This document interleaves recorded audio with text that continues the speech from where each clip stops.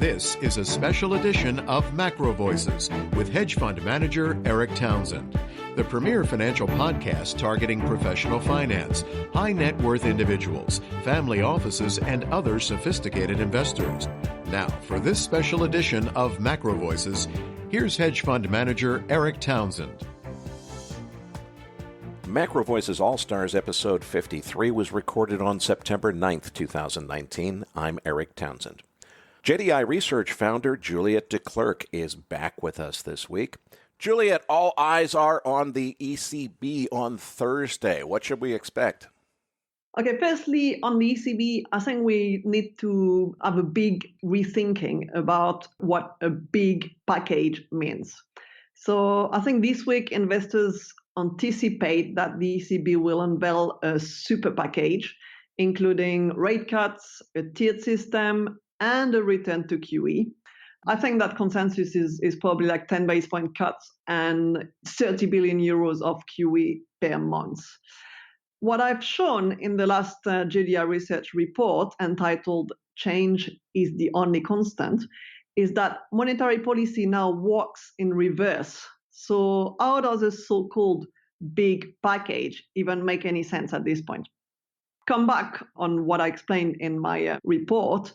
Central banks have been so successful with forward guidance and literally convincing the public that positive saving rates will soon be a thing of the past.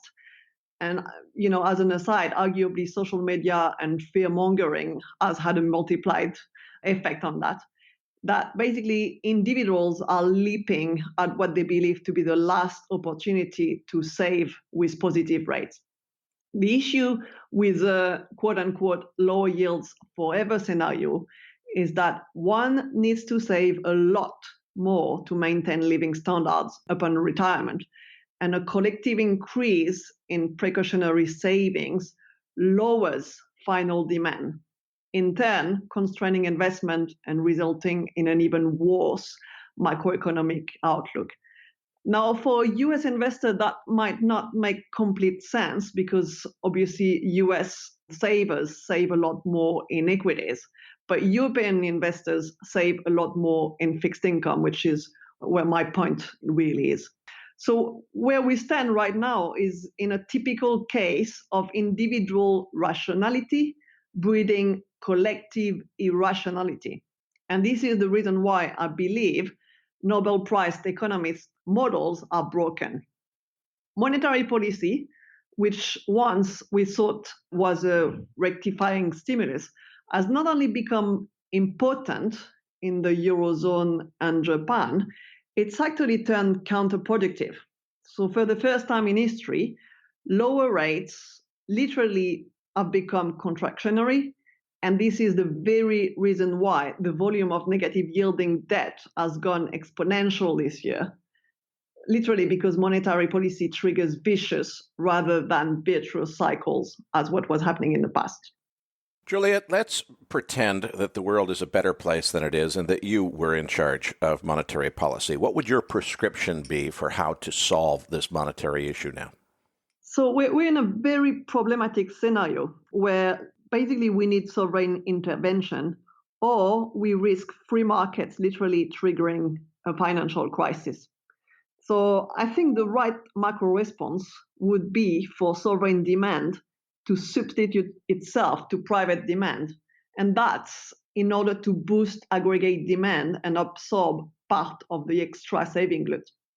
After all, when you think about it, the main beneficial effect of the collapse in global yields is to render global fiscal levers more potent by stabilizing and actually in some cases shrinking debt ratios with no effort, thereby inviting fiscal stimuli. Today, even though developed market sovereign debt levels are much higher than before the global financial crisis, the ratio of interest expense to GDP is actually often lower than before the crisis. And this is obviously especially true in the euro area. So what we find is that developed market central bank and outside the US, that is outside the US, they can still facilitate the next stimulus, but they can no longer deploy it on their own. forward guidance of low for long must give way to a credible framework for fiscal monetary policy coordination, because this is the only credible way forward to boost not only potential growth, but also inflation expectations. So going back to your first question on what will happen on Thursday, what would be self-defeating is more promises of lower for longer rates and QE infinity. What would really light the end of the financial repression tunnel is a glimpse of a way forward, which in my opinion is not passing the baton to fiscal authorities, but a way to coordinate stimuli between monetary and fiscal authorities. And that's a step that would steepen rather than flatten the yield curve, which is exactly the opposite of what forward guidance has been aiming to achieve. Can you be more specific about how that would work? Well, I think that there are many ways this fiscal monetary coordination could be implemented legally across the globe, and what eventually is implemented will depend on each particular legislation. But for example, we could see governments issue debt permanently monetized by the central bank to finance tax rebates. So we could basically have a government having an account at the central bank, which the central bank actually controls. So that doesn't mean that central banks lose their independence. As controversial as it may sound, monetary financing of fiscal expansion is not something new at all. It was very widespread until the early 1980s, until controlling hyperinflation became the primary focus, and when central banks were made independent with a mandate to limit inflation.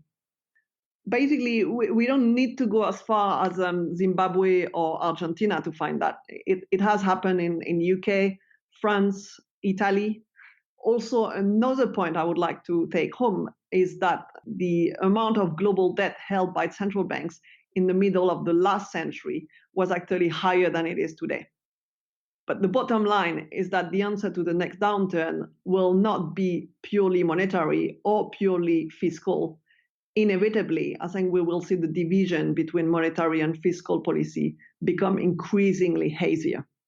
Juliette, in concrete terms, what's the first step? So we've had Larry Summers put it bluntly and rightly, and that's exactly the way I'm thinking. What he's saying is what is needed are admissions of importance to spur efforts by governments to promote demand through fiscal policies and other means. My strategic point and belief here is that if such policy mix considerations could just be floated publicly and their framework outlined, this would remove the risk of a persistent liquidity trap and permanently negative real and nominal rates. In other words, as soon as you can start talking about a credible plan B, sometimes you don't even need to use the plan B and you can stay with the plan A.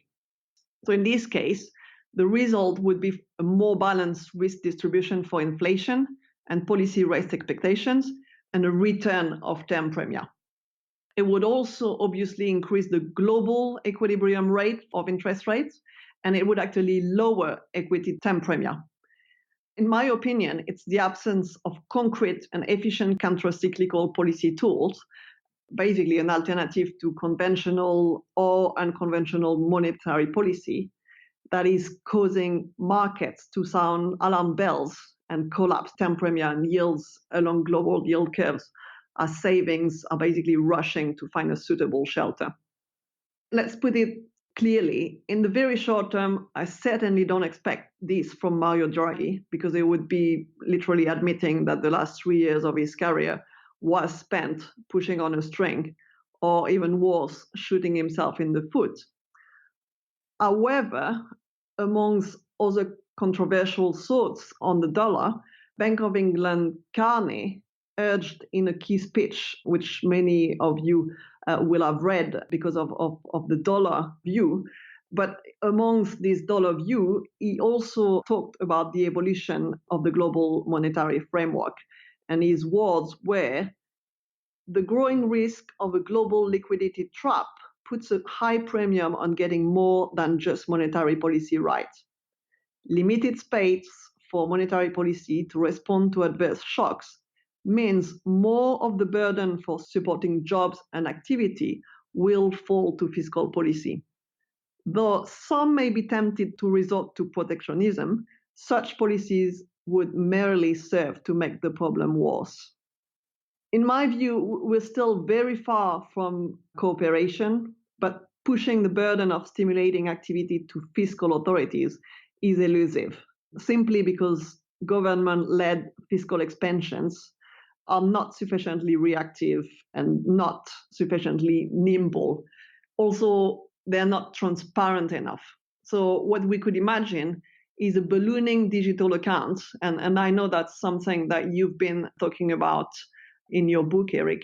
So what we could imagine is a ballooning digital account at the central bank for governments or even for people. And that would fix this problem by making fiscal authorities' firepower more visible and more quantifiable. So in my opinion, it's now time for action and cooperation rather than just words. And I have high hopes that the new president of the ECB, Christine Lagarde, can forge ahead on this crucial matter, perhaps even starting to work an international consensus.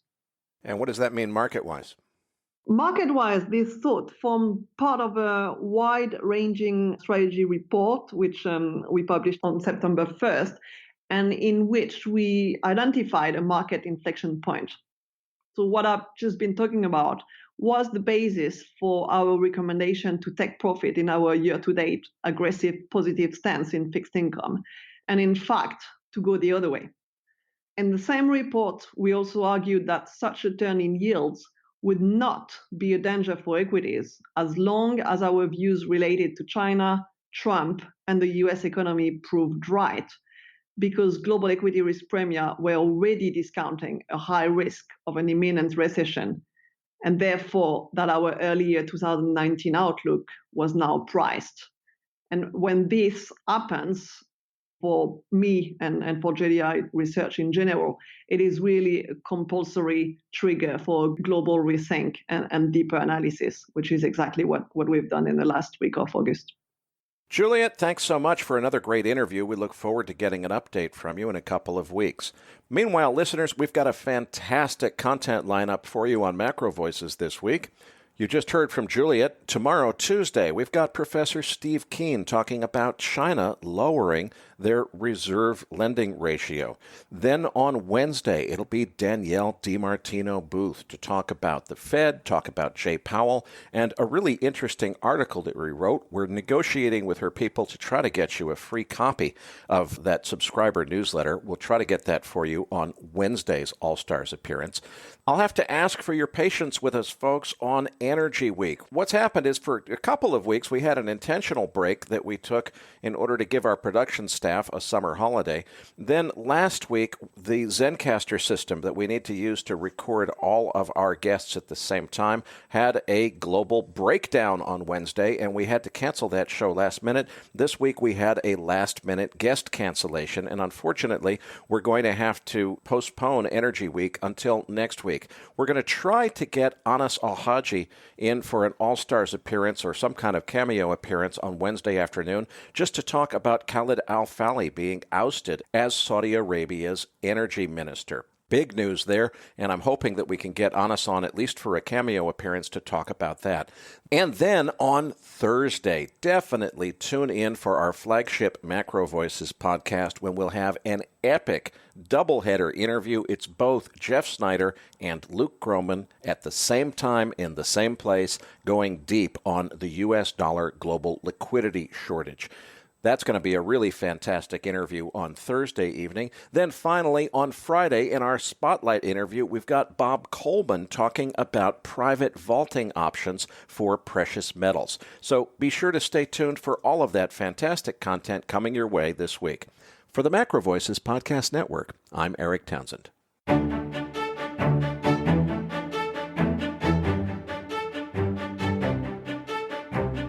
That That concludes this edition of Macro Voices. Be sure to tune in each week to hear feature interviews with the brightest minds in finance and macroeconomics. Please register your free account at macrovoices.com. Once registered, you'll receive our free weekly Research Roundup email containing links to supporting documents from our featured guests and the very best free financial content our volunteer research team could find on the internet each week. You'll also gain access to our free research library. And the more registered users we have, the more we'll be able to recruit high-profile feature interview guests for future programs. So please register your free account today at macrovoices.com if you haven't already. You can subscribe to Macro Voices on iTunes to have Macro Voices automatically delivered to your mobile device each week, free of charge. Macro Voices is presented for informational and entertainment purposes only. The information presented on Macro Voices should not be construed as investment advice. Always consult a licensed investment professional before making investment decisions. The views and opinions expressed on Macro Voices are those of the participants and do not necessarily reflect those of the show's hosts or sponsors. Macro Voices, its producers, sponsors, and hosts, Eric Townsend, shall not be liable for losses resulting from investment decisions based on information or viewpoints presented on Macro Voices.